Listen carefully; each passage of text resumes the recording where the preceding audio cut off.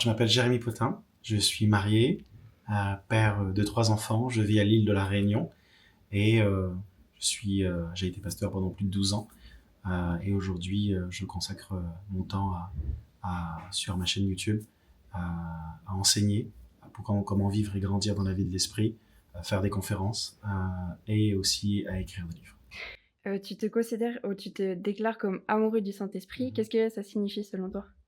Amoureux du Saint-Esprit, l'apôtre Paul va dire que la communion du Saint-Esprit soit avec vous tous. Et je crois que même Jésus a dit, il est avantageux pour moi que je m'en aille afin de vous laisser le Saint-Esprit. Et je crois que, alors que Jésus est assis à la droite de Dieu, il intercède pour nous, le Saint-Esprit est avec nous sur terre et il nous appelle à vivre une relation d'intimité, une relation proche. Et être amoureux du Saint-Esprit, c'est tout simplement le considérer comme son bien-aimé. Et oui, il est Dieu, oui, il est notre Seigneur, mais il veut aussi avoir une relation proche. Et donc quand je parle d'être amoureux du Saint-Esprit, c'est tout simplement une relation d'intimité entre Dieu et moi. Tout est conduit par l'amour, pas il faut faire ou il ne faut pas faire. On n'est pas dans la religiosité, on n'est pas dans des lois, on est tout simplement dans de l'amour. Et tout ce qui est fait tout simplement, et le prolongement de l'amour que j'ai pour Dieu. On a parlé de délivrance aujourd'hui. Comment est-ce qu'on peut exercer notre autorité face aux démons? La Bible dit, voici les signes qui accompagneront ceux qui auront cru. Ils chasseront les démons, guériront les malades, ils chasseront les démons. Et le seul critère biblique pour chasser les démons, c'est de croire. Et tout le reste, finalement, n'est que de la tradition, des choses que l'on rajoute. Donc, nous avons autorité. Nous avons un droit légal sur les démons. Et à partir de là, il faut tout simplement l'exercer, parce que Dieu nous l'a donné. Si tu crois, tu verras la gloire de Dieu. Alors on prie pour grandir dans les dons spirituels, comme le discernement des esprits, grandir aussi dans l'autorité.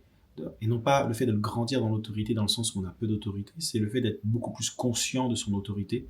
Et donc dans le monde spirituel, ça se sait, ça se voit, et donc ça fait toute une différence. Dernière question, est-ce que tu aurais un ou deux témoignages à nous partager de délivrance? Je crois que un des beaux témoignages que j'ai vus, c'était vraiment à Madagascar, où il y avait énormément de délivrance. On avait fait une conférence, il y avait 5500 personnes, il y avait tellement de besoins, c'était une conférence au Palais des Sports, il y avait tellement de besoins. Et mon cœur pleurait de voir des gens souffrir comme cela.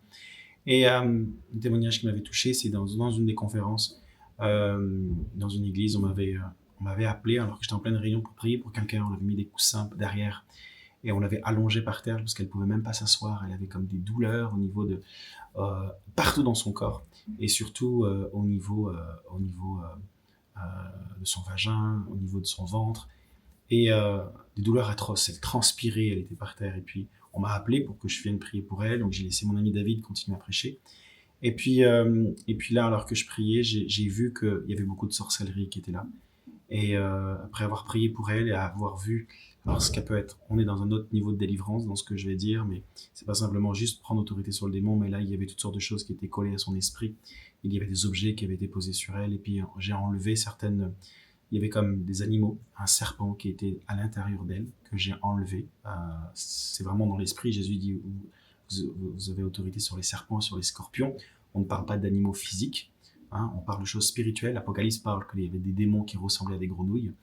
Donc il y avait des choses comme cela où je l'ai enlevé. Et alors que je l'ai enlevé de son vagin, cette femme, elle tremblait, elle voyait pas ce que je faisais, mais elle tremblait, elle tremblait, elle tremblait. Et je l'ai enlevé. J'étais vraiment dans l'esprit, je voyais ce qui se passait, je l'ai enlevé. Et puis j'ai jeté ce serpent. Et puis j'ai enlevé ce que je voyais sur elle.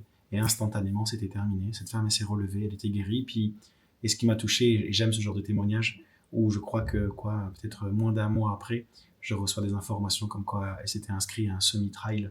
Elle avait repris la course alors qu'elle pouvait même pas marcher, elle pouvait même pas s'asseoir. Et ça, c'est quelque chose, je crois que le plus beau dans la délivrance, c'est pas le fait d'être délivré, c'est de voir les vies changer après la délivrance. Et ça, c'est merveilleux.